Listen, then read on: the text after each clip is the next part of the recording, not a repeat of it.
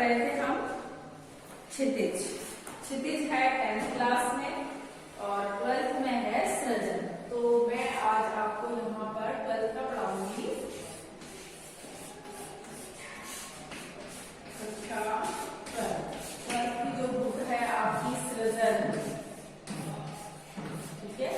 इसमें से आपका बहुत सारे कोर्स तो करवा भी चुके हैं, जैसे भूषण तक आपके पाठ काव्यखंड में कंप्लीट हो चुके हैं और धर्मवीर भारती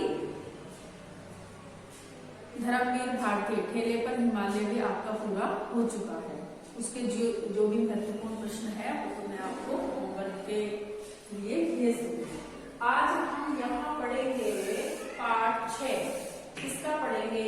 काव्यखंड का पढ़ेंगे और वो है उषा की लाली। पाठ 6 का नाम है उषा की लाली। क्या है? उषा की लाली। ये क्या है? ये कविता है। क्या है? ये कविता है। और किसकी है? ये है आपके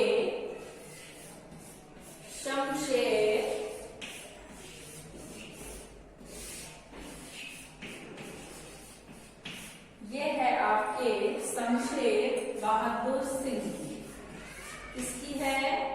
ये है आपके शमशेर बहादुर सिंह। किसकी है उषा की लाली कविता? उषा की लाली कविता है शमशेर बहादुर सिंह की। किसकी है? शमशेर बहादुर सिंह की।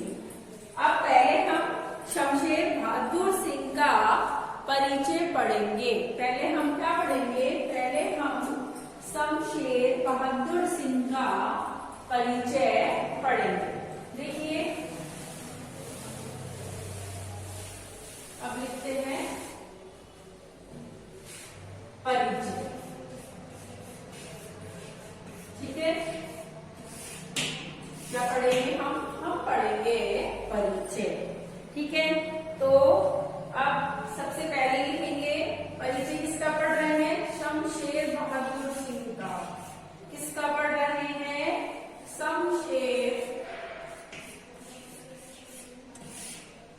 शमशेर बहादुर सिंह का।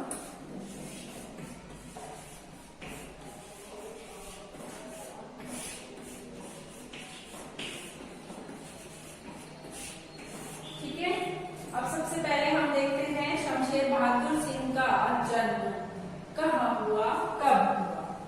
तो सबसे पहले लिखेंगे जन्म। जन्म हुआ इनका 1911 में। जन्म कहाँ हुआ? इनका जन्म हुआ था देहरादून में। कहाँ हुआ था? देहरादून में। जन्म कब हुआ? 1911 में। कहाँ हुआ? देहरादून।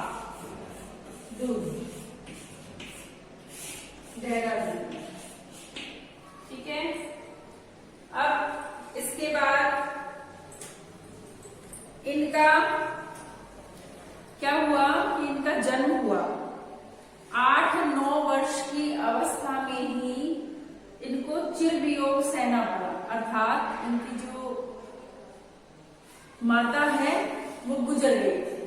ठीक है, जब ये कितने साल के थे? जब ये 8 या 9 वर्ष के होंगे तब इनकी माता गुजर गई थी। तो इन्हें क्या सहना पड़ा? चिरवियोग सहना पड़ा। अपनी माता से दूर रहना पड़ा, यानी इतने बचपन में माता चली गई। इनका विवाह किस उम्र में हुआ? विवाह 18 वर्ष की उम्र में हो गया। 18 वर्ष की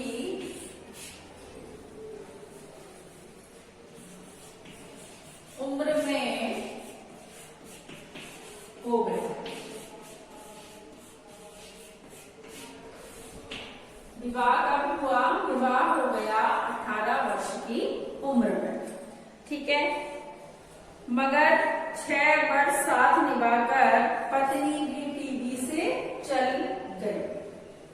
यानी विवाह के 6 वर्ष तक ये अपनी पत्नी के साथ रहे, फिर इनकी पत्नी की भी मृत्यु हो गई। पत्नी को कौन सी बीमारी थी? देखो, पत्नी को बीमारी, पत्नी को कौन सी बीमारी थी? पत्नी को बीमारी थी टीबी। आजकल तो टीबी का इलाज हो गया, पहले टीबी का इलाज नहीं था। आजकल तो डॉट्स है ना। ठीक है, ये किस रूप में विख्यात है? देखो, शमशेर बहादुर है वो बिंब धर्मी कवि के रूप में विख्यात। बिंब धर्मी कवि के रूप में विख्यात। बिंब धर्मी कवि के रूप में विख्यात कौन है? शमशेर बहादुर। कौन है? शमशेर बहादुर। ठीक है, ये बिंब धर्मी कवि के रूप में शमशेर बहादुर आपके कवि है। ठीक है, कविता की प्रगतिशील कवि की वैचारिकता तथा प्रयोग धर्मी कवि का शिल्प विधा का अनूठा संगम मिलता है। कवि द्वारा रचित सौंदर्य के अनूठे जो चित्र हैं वो पाठकों को मन में भाते हैं। इनकी प्रमुख रचनाएं, अब इनकी रचनाएं हैं।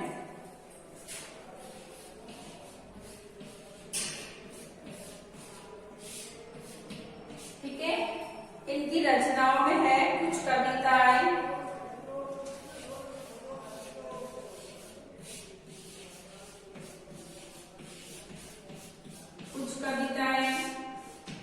ठीक है, रचनाओं के नाम है कुछ और कविताएं, कुछ कविताएं और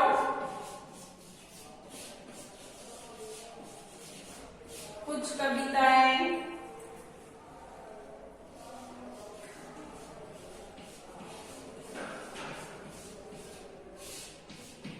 कुछ कविताएं और कुछ कविताएं। चुका भी नहीं हूं मैं, चुका भी नहीं हूं मैं। ठीक है, चुका भी नहीं हूं मैं, इतने पास अपने,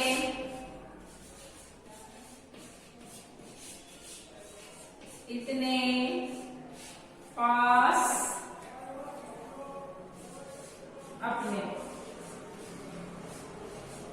ठीक है, चुका भी नहीं हूं मैं, इतने पास अपने, और बात बोलेगी,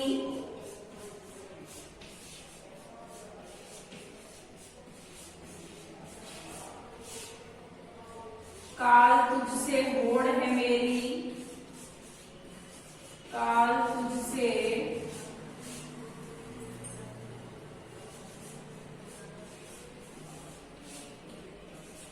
होड़ है मेरी।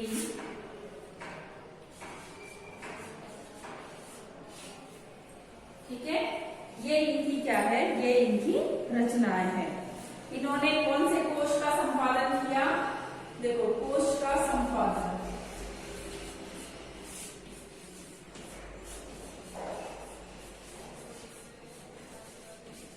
कोश का संपादन किया, उसका नाम है उर्दू और हिंदी का। उर्दू और हिंदी कोश का इन्होंने क्या किया? इन्होंने संपादन किया। ठीक है, ये है आपका शमशेर बहादुर सिंह का संक्षिप्त परिचय। क्या है? शमशेर बहादुर सिंह का संक्षिप्त परिचय। अब जो इनकी कविता है उषा की लाली, इन्होंने क्या करा? जो सौंदर्य के दृश्य हैं, सौंदर्य के दृश्य हैं, तो इनको इन्होंने घरेलू बिंबों के माध्यम से प्रकट कर दिया। ठीक है, घरेलू बिंबों को बदलकर कवि ने प्रभावी ढंग से प्रस्तुत किया है। ये बिंब हमें गांव की मोहक एवं जीवंत का साक्षी बनाते हैं। भाषा, बिंब और लय तीनों का मणिकंचन संयोग इस कविता में मिलता है। कवि प्रातःकालीन सौंदर्य को मूक दृष्टा यानी चुपचाप देखते हैं, मात्र न बनकर भोर के जीवंत परिवेश को जीवन के चिर परिचित बिंबों में अभिव्यक्त कर सृष्टा के रूप का एहसास करते हैं। सृष्टा यानी सृष्टि का। राख से लिपा हुआ चौका, बहुत काली सील, स्लेट या खड़िया, ये हमारे सामान्य घरेलू परिवार के बिंब है, लेकिन इनमें अनूठा सौंदर्य भी है। जैसे आकाश नीला है, आकाश नीला है तो उन्होंने उसको स्वच्छ निर्मल बता दिया, है ना, और उसको कैसा बता दिया, तो शंख के जैसा है ना। और काला जब दिखता है तो उसको राख से लिपा हुआ बता दिया, है ना। और जब जैसे जैसे सूर्य निकलता है तो जैसे जैसे लाल आभा सूर्य की किरण फैलती है ना, पीली पीली रोशनी, लाल लाल रोशनी, तो ऐसा बता दिया कि जैसे इसमें क्या भूल गई हो, केसर के चौक। फिर उसको खड़िया, खड़ी होती है ना जिससे कलम नहीं होती, बढ़ता जिसको बोलते हैं, स्लेट पे लिखते हैं, ऐसी चौक बता दिया। इस प्रकार के जो घरेलू बिंब है उनमें परिवर्तित करके अच्छे से ढंग से उषा नीलारी कविता को प्रस्तुत किया है। तो आज तो आपका ये काम है कि आपको जो ये परिचय मैंने बताया है, इस परिचय को आपको बुक में से अच्छे से पढ़ना है, और फिर आपको जैसे आप कार्य की शुरुआत करते हैं वैसे ही आपको इस कार्य की शुरुआत करनी है। ठीक है, आज का आपका यही होमवर्क है, और अगली क्लास में हम इसका हिंदी अर्थ पढ़ेंगे। ठीक है, आज के लिए बस इतना ही। आप पढ़ते रहे, स्वस्थ रहे और मस्त रहे।